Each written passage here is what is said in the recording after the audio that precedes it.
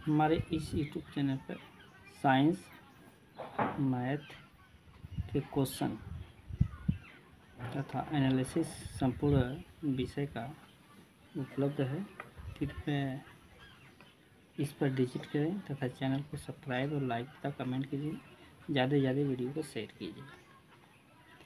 आइए हम चलते हैं कंप्यूटर की स्क्रीन पर। गामोत्सुयुजु जिसे कहा जाता है, गद्य की परिभाषा जो छंद से रहित विधा हो गद्य कहलाती है, जिसमें विश्वनाथ विश्वबंधुति गद्यम, अपाद बंध रचना गद्यम माने दंडी, जिसमें दंडी की उपशाखा से और विश्वनाथ की उपशाखा से लिया गया। गद्य कठिन निष्कम वदति, गद्य को कवियों की कसौटी कहा गया। गद्य शिक्षण का मुख्य उद्देश्य शब्द भंडार में वृद्धि या शब्दोच्चारण होता है। गद्य शिक्षण में प्रश्नों का सर्वश्रेष्ठ प्रकार विचार विश्लेषणात्मक प्रश्न होता है। गद्य दो प्रकार का होता है, कथा और अव्याख्यायिक। कथा अवंती सुंदरी कथा, आख्यायिकी हर्षचरितम लेखक के नाम से लिया जाता है।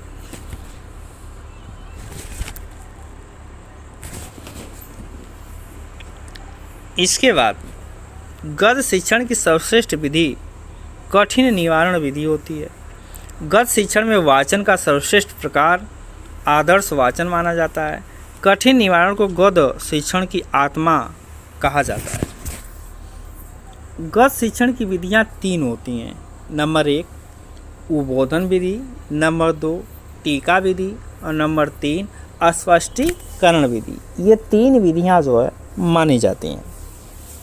उद्बोधन विधि, इस विधि का मुख्य उद्देश्य ज्ञानेंद्रियों को प्रेरित करना, जिसे उद्बोधन विधि कहते हैं। इस विधि को पढ़ने के लिए प्रत्यक्ष विधि, प्रतिकृति, चित्र, अभिनय आदि संसाधन काम में लाए जाते हैं। छात्रों के माध्यम से अर्थ निकलवाना उद्बोधन होता है। टीका विधि दूसरा, टीका विधि में इस विधि का प्रवचन विधि भी कहते हैं। इस विधि उच्च स्तर व माध्यमिक स्तर के लिए उपयोगी है। इस विधि में शब्द की व्युत्पत्ति, संधि, समास, कारक, प्रकृत, विलोम आदि को समन्वित करके पढ़ाया जाता है। यह समन्वित विधि का रूप होता है। स्पष्टीकरण विधि, इस विधि में तुलना, वाक्य प्रयोग, अंतःकरण, प्रसंग, संदर्भ, व्याख्या आदि शब्दों का प्रयोग किया जाता है। स्पष्टीकरण में देखा जाता है समास की बहुलता किस शिक्षण में पाई जाती है। गद्य शिक्षण, गद्य के 4 भेद होते हैं। समास के आधार पर उत्कालिक गद्य जो सर्वाधिक समास में पाए जाते हैं, चूड़क गद्य जो अल्प समास युक्त पाए जाते हैं, मुक्तिक गद्य जो समास रहित पाए जाते हैं, वृत्त गद्य ऐसे गद्य का प्रकार जो लय के साथ पढ़ा जाता है। ये 4 होते हैं। अब आइए हम पद के विषय में देखें। पद शिक्षण, काव्य शिक्षण। पद का सर्वप्रथम दार्शनिक ऋग्वेद से मिलता है। पदात्मक ऋग्वेद पद की परिभाषा जो छंद से युक्त विधा हो पद कहलाती है। वास काव्यम आनंद विश्वम, जिसमें सर्वप्रथम संपूर्ण पद से युक्त वेद, समवेद, मंत्रों का वेद ऋग्वेद, संगीत का वेद सामवेद, जादू टोने का वेद अर्थवेद, तक गद्य और पद के मिश्रित वेद ऋजुवेद। ये 4 वेद माने जाते हैं, जिसमें ऋग्वेद, सामवेद, अर्थवेद, ऋजुवेद। काव्य शिक्षण का मुख्य उद्देश्य रसानुभूति, काव्य का रसानंद, सौंदर्य अनुभूति, भाव अनुभूति, चतुर्थ फल प्राप्ति का उद्देश्य। काव्य 2 प्रकार होता है, देशी काव्य और छव्य काव्य। दृश्य को देखकर वर्णन किया जाए या कान से सुनकर उसका वर्णन किया जाए, ये पद के दो रूप होते हैं। काव्य में देखा जाए तो काव्य में दृश्य काव्य में रूपक अलंकार, उपरूपक अलंकार, छव्य में गद आता है, पद आता है, चंपू आता है, और गद में कथा और आख्यायिकी आती है। पद में महाकाव्य, खंड काव्य, मुक्ति काव्य आता है। उसी तरह से चंपू, नल चंपू, चंपू में आता है। तो काव्य के इतने खंड विभाजित होते हैं। पद शिक्षण का सर्वश्रेष्ठ पहचान स्वर वाचन से होता है, जबकि पद शिक्षण में सर्वश्रेष्ठ प्रश्नों का प्रकार भावबोधन या भाव विश्लेषण माना जाता है। पद शिक्षण की सर्वश्रेष्ठ विधि दंडावन, खंडावन विधि, कठिन निवारण विधि मानी जाती है। अब पद शिक्षण की 8 विधियां मानी जाती है। ये 8 विधियां कौन सी हैं? पहला उसमें देखा जाए गीत विधि, भाषानुवाद विधि, व्याख्यान विधि, भाष्य विधि, तुलनात्मक विधि, समीक्षा विधि, दंडात्मक विधि, खंडात्मक विधि। ये 8 विधियां मानी जाती हैं।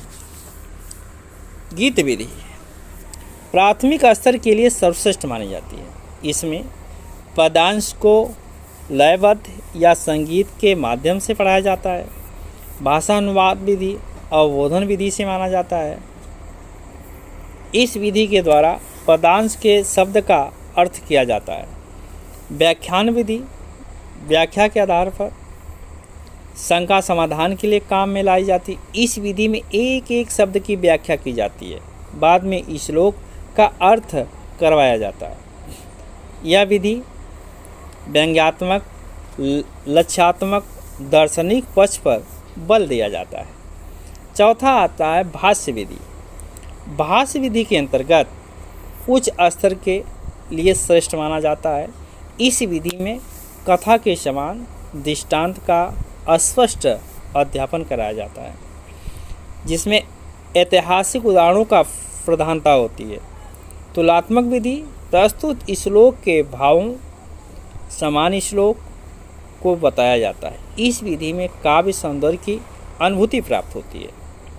चैनल को लाइक तथा सब्सक्राइब कीजिए, ज़्यादा से ज़्यादा वीडियो को शेयर कीजिए तथा इस तरह से इस चैनल पर संपूर्ण अध्ययन सीटेट एग्ज़ाम के 5-6 पेपरों पर आते हैं। सीपीटी, हिंदी, संस्कृत, साइंस आदि,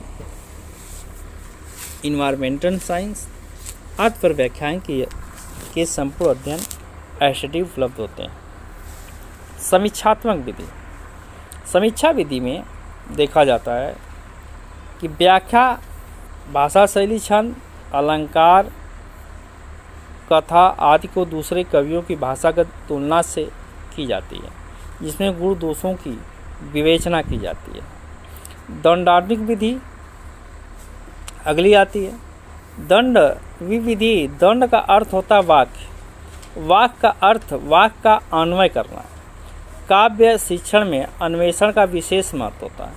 संपूर्ण श्लोक का पूर्ण वाक्य में परिवर्तन करना दंडावीय विधि कहलाता है। इस विधि में छात्र स्वयं ही शिक्षक की सहायता से श्लोक के प्रधान खोजता है तथा कर्ता में कर्म, क्रिया आदि व्याकरण संबंधित प्रश्नों की खोज करता है। इसमें छात्र निष्क्रिय तथा कक्षा अनुशासनहीन रहेगा। यह विधि अमनोवैज्ञानिक होती है।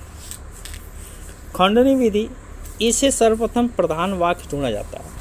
इसमें व्याकरण संबंधित प्रश्नों के स्थान पर पाठ्य विषय संबंधी प्रश्न पूछे जाते हैं। इसमें छात्र सक्रिय तथा कक्षा अनुशासित रहेगा। यह विधि मनोवैज्ञानिक